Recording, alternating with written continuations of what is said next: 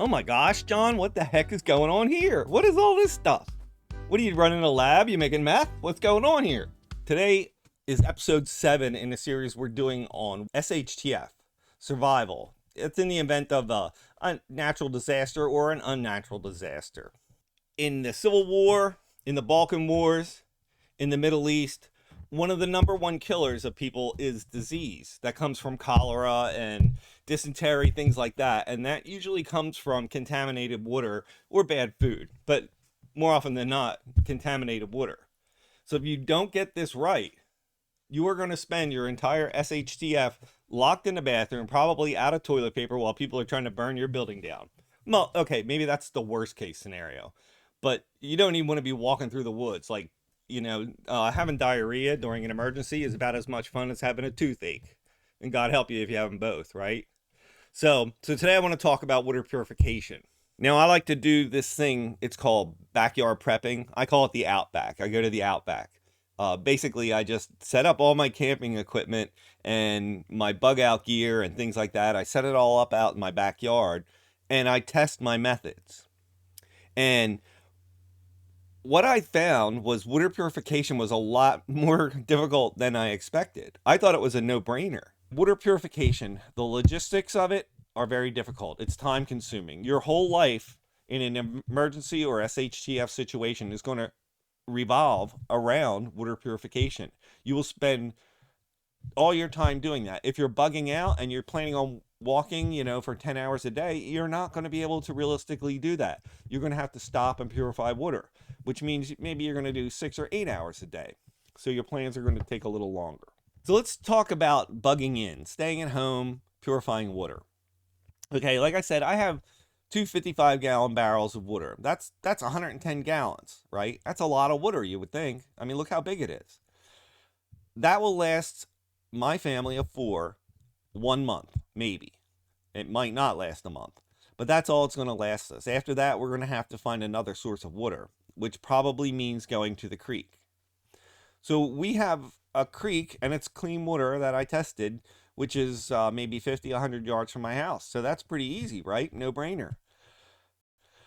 However, during my backyard prepping, I discovered it actually was a brainer. So first, I have to get my jugs of water together and my pole, and then I have to hike down there, okay? So that takes a few minutes. Not too long because I'm close. If you lived in a city or in an apartment or something like that, it might be a lot longer. If you lived out in the country or you're in the suburbs away from a water source, it might be quite a hike getting down there. So you hike on down there. Now, what you don't want to do is jump in the water and start filling your water jugs up. Okay, because the silt and sediment at the bottom of the creek has been collecting chemicals for the last 50, 100 years. Anything that's come down that pike is settling in those things. Just like we use sand to filter our water and get impurities out, the sediment and silt at the bottom of the creek is actually collecting these things. So when you stir it up, not only are you getting the particulate matter that's going to clog your filters of your water purifiers, but you're actually introducing contaminants into your water, and you don't want to do that. I don't want to be doing this every day, okay? Because we're talking about a security situation, okay? So I'm down there. If I want to get, like a few days worth of water, I'm going to have to get 10 gallons. So 10 gallons at 8 pounds per gallon is going to weigh 80 pounds. Now, I'm a strong guy. I'm in shape. I go to the gym. I don't really want to carry 80 pounds for 100 yards. I would probably take somebody with me. And we can put them on a stick and carry it together. It would be a lot easier. But that's 2 people who are not in your house. And you're going to be doing this every day, every other day, every third day. People are going to see you with the water jugs. They're going to know you're going to be gone for an hour. And they're going to know your house is not secure. So let's talk about the process here. Okay, so you get out and you get your water, you come back. Okay, so now you have all this water. You have to pre-filter it, and that's a slow process. Okay, that's going to take you a couple hours to do 10 gallons of water for sure, no matter how good a setup you are. Now, if you're at home, I would suggest getting like a colander and a big pot and maybe some large filters, coffee filters, and using something like that to speed up the process. But you're still going to spend an hour or two doing 10 gallons of water. All right, so now you've pre-filtered it. You gotta boil it, okay? So if we don't have electric to run the pumps, you're probably not going to have electric to run your stove. Maybe you have a generator, something like that. Good for you. That's a good thing. So you can just throw it on the stove and boil it. If not, you're going to have to go out and gather firewood. You're going to have to build a fire. You're going to have to boil the water. You can't exactly just jump in and start drinking boiling water. So you have to let the water cool before you use it. And if you're using, these kind of jugs, things like that, you're going to have to get the water into the bottles or whatever you're storing them in. So that all takes a lot of time. You're talking about, if you did it every day, you're talking about 2 to 3 hours a day that you would spend in your house just purifying enough water for one day. Okay, and that's with a creek right down the road. So that is a long time. It's a logistical and security nightmare. Okay, and I didn't realize that until I actually put it into practice and tried it. Now, if you are bugging out, you're in your car or you're hiking, it's even more challenging. The logistics of bugging out. So let's look at our map here, right? So if I look at my map and I want to go from point A to point B, and I know it's 100 miles because I watched John's navigation video. I know how to estimate the miles and stuff like that. But if I want to do 100 miles, I can do it in like 4 days at 3 miles an hour. How much water can you put in a bug out bag? Well, maybe probably 1 gallon, like one day. So maybe you're rationing your water. You're not doing a lot of cooking. You're not doing a lot of bathing. You're trying to expedite your situation. You're just using a water filter, which is great. You can just scoop up some water in that, put your water filter on the end, drink it right out of that. So I definitely encourage you to get some kind of filter straw or something like that that has a screw bottom on it, and use that so you can be on the go. If somebody's shooting at you, you don't want to be stopping to boil water. So that's what it is. Logistically, so you're going from point A to point B. It's 100 miles. It's supposed to take you 4 days. But because you can only carry 1 day's worth of water, you're going to have to go from point A to water source B to water source C to water source D to point B. Okay? So now your 100-mile journey just became 200 miles. And instead of 4 days, now you're looking at closer to 2 weeks to get there. Okay, so it is very challenging, and you have to consider all that when you're talking about bugging out. Now, the other security situation that I want to talk about is if you go to any small town, at least where I live, if you go to like any small or large town, the homeless encampments tend to be along the riverbanks. Okay, and there's a reason for that, because they don't want to hike 100 yards to get water. They want it right there. So it makes their lives easier. Keep in mind, there's going to be other people going to these water sources, and not all of them are going to be very well prepared. If you were kind of in a desperate situation, I think going to the banks of a river near a small town or city would be the ideal place to find prey to prey on, and people with resources. You can go down there and rob them. You can follow them back to their house, things like that. So if you're going down, with your wife and kids and, you're loading up some buckets of water, keep in mind, there's probably people watching you and following you home. So it is a very dangerous situation. The three main types of contamination that we're concerned with when it comes to SHTF is chemical, mineral, like lead, copper, pharmaceuticals, etc. Now, a lot of these can harm you if they're in too high of levels, but a lot of them are more long-term problems, like they can lead to cancer, liver, kidney failure, things like that. But there's certainly a serious contamination. Bacteria like E. coli and coliform contamination is what gives you dysentery and a number of gastrointestinal problems that could kill you in an SHTF, and this is probably one of our biggest concerns here. The last one is parasitic. I'm not really even sure how to pronounce this, Giardia, but that is something that's found in animal feces, and even if you're up in the mountains and you find a clear mountain stream, you might find some Giardia in it because contamination from animals could occur. Cryptosporidium is another type of parasite that's found in the feces of people and animals, and it's commonly found in lakes, streams, swimming pools, things like that. So just because you're way out in the woods, don't think you can't get some kind of contamination in the water. All these contaminants are invisible, so just because water looks clear doesn't mean it's clean. The only way to really know is to test the water. we use chemical strips to test for chemical and mineral things, and these are great. They're pretty inexpensive. They generally test for a wide variety of chemical and mineral contamination, and they're instant. You just dunk them in the water, shake them off, and get your results. For bacteria, it takes a little bit longer. Usually it takes 2 to 3 days. But you get these little vials, and they have a reactive agent in them. And you just pour some water in, shake it, and if the reactive agent changes color, then you know you have some contamination. The last group is the parasites, and testing for this generally involves sending it away to a lab, and everything I've seen online costs anywhere from $200 to $700. So I have not done any of that. There's 4 types of purification methods that I know of that we would use in an SHTF situation or some kind of an emergency. The first one is boiling water. The second one is bleaching water. And now you can't use all types of bleaches. It can't have any kind of splashless or any kind of colors or scents or anything like that in it. I strongly advise everybody to check out the CHLOROX website. They have fantastic information on how to use bleach for water purification. Next, we have filters. Now, make sure you check your filter because not every filter removes every type of contamination. Last is water purification tablets. When you use these, be sure to read the directions and the warnings, and then you want to wait about 30 minutes after you put them in the water before you think about drinking it. No matter what type of purification method you're using, you definitely want to pre-filter your water before you use it. Even if the manufacturer says you don't need to, believe me, you need to. So I've seen, 100 videos on how you can make a water purification system in the wild from things that you find around. And I want to say I'm not a huge fan. I'm not sure how effective this would be. I believe, you got charcoal for chemicals and sand for bacteria, so it kind of covers all the bases, and if that's all you got, then that's all you got. By all means, go to war with the army that you have. But I'm just not really convinced this is going to be very effective if you could even make it.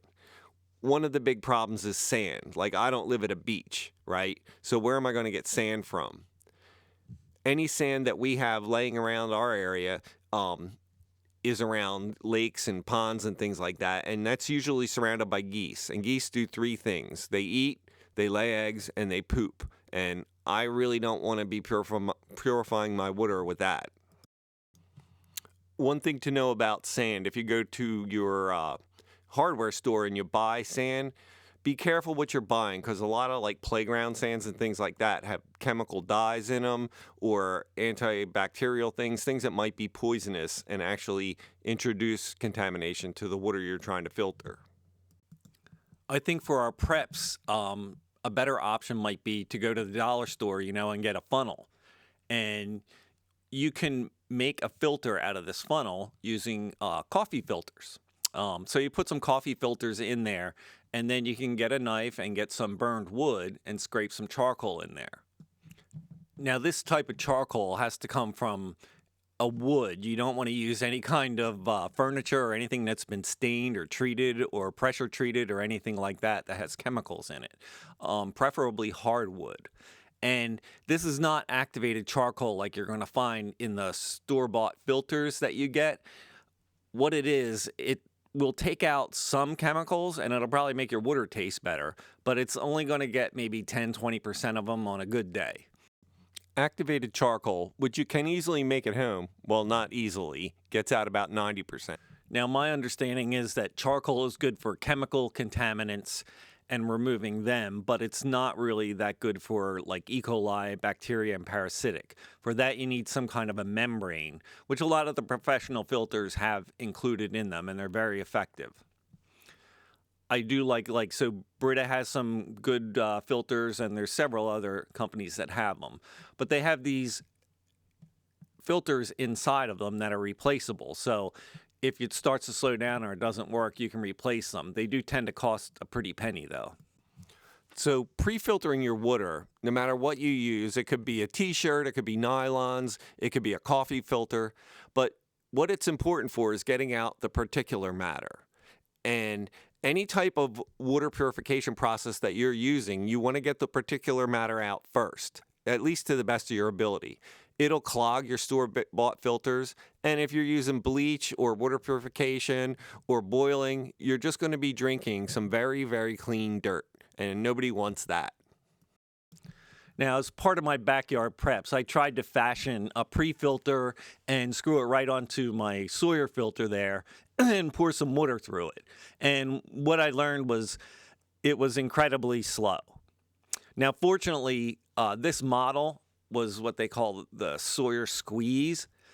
So I was able to get a bottle and I could kind of squeeze the water through it, but it was still kind of an arduous task. It wasn't exactly what you call automated, but I think if you're bugging out and you're on the go, like that's an absolutely spectacular way to go. There's a ton of different options out there on the market too that have pumps and things like that that should be very effective. I'm a little leery about introducing anything though that could introduce a point of failure. You know what I'm saying? So there's two types of water, right? There's potable water and non-potable water. And potable water is drinkable water, and non-potable water is not drinkable water. But you don't need potable water for everything, right? So for washing your clothes, do you really need potable water? Maybe you want some filtered water or something semi-clean, but it doesn't have to be drink quality. You know what I'm saying? One thing I want to mention is washing dishes. You're like, John, you know, I'm not going to have to do dishes. It's the apocalypse. Nobody's doing dishes in the apocalypse. Doing dishes is very important in the apocalypse, and you want to use definitely potable water and possibly put a couple drops of bleach in that water when you're rinsing them off before you dry them out, because food and contaminants stuck to your dishes is really introducing it to your body, which can lead, you know, to dysentery and diarrhea and things like that. Now, when it comes to water for bugging out, I definitely like to use like 1 quart bottles because I think it's an easy way to keep everything organized and to monitor how much water you're using. Also, when it comes to getting more water, it's going to kind of simplify things and give you some containers that you can use, you know, one for dirty water, one for clean water, this, that, and the other thing. Another thing that I should probably point out right away is a lot of these filters have adapters on them, so you can screw them right onto your water. However, if you're using these smaller bottles with the smaller lids, the adapter doesn't fit on those, so they're really not going to help you too much. So I do like to have 1 quart or 1 liter bottles, and that's what I use for my bug out bags. So one of the major problems that is encountered during wartime situations, it was big during the Civil War. It presented itself basically during every conflict, but during the Balkan Wars, it was huge, and we're seeing it a lot now in Gaza and things like that. But contaminated water and food causes dysentery and diarrhea. So dysentery is just basically major diarrhea.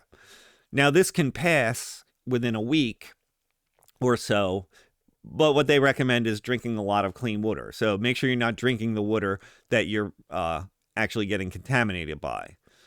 Now, if it doesn't go away in a week, this can lead to death, okay? Another thing to keep in mind is that, you know, personal hygiene, urinary tract infection can be very, very devastating, especially in an SHTF situation if you don't have access to antibiotics and things like that. Antibiotics are the key to dealing with dysentery and UTIs and things like that. But I do want to make a note here. I'm not a doctor or a pharmacist or anybody who can in any way give you medical advice. What I have read is some antibiotics and other medications, as they go past their expiration date, they will become less potent. But some of them actually become poisonous after their expiration date. And I don't know which one's which. So I'm not giving you medical advice. What I'm saying is, if you're thinking about antibiotics and packing them up, be sure you consult with, you know, a pharmacist or a doctor or somebody who's qualified to give you good advice on that. And don't be afraid to ask them. You really need to come up with a plan for every day to get your water, you know, and try to get at least a few days at a time. So let's talk about some solutions. Now, you're going to spend some money if you want to get some kind of a larger water filter. Is it worth it? I think it is. You know, I think like they can range anywhere from like 2.5 gallons all the way up to like this LifeStraw one holds, I think, 13 gallons of water, which is basically, you know, enough for a week. But these filters, you really have to read the fine print when you're shopping for them, okay?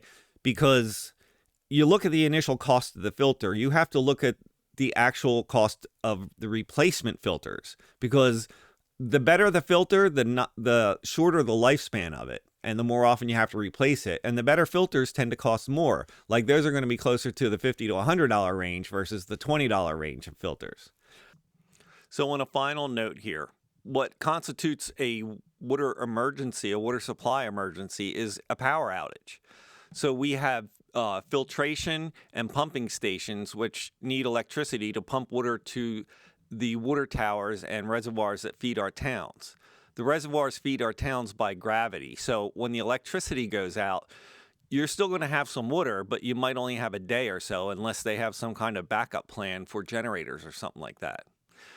On a side note, the sewage that comes out of our house is also somewhat gravity fed, but it is also filtered and cleaned with electric pumps and filters. And if we have a power outage, that's not going to happen. And that is a whole nother problem that we have to worry about. And I'm not going to address that in this video, but it is something that I think everybody who's serious about prepping should be thinking about, because a backup of sewage could really do a lot of damage to a community.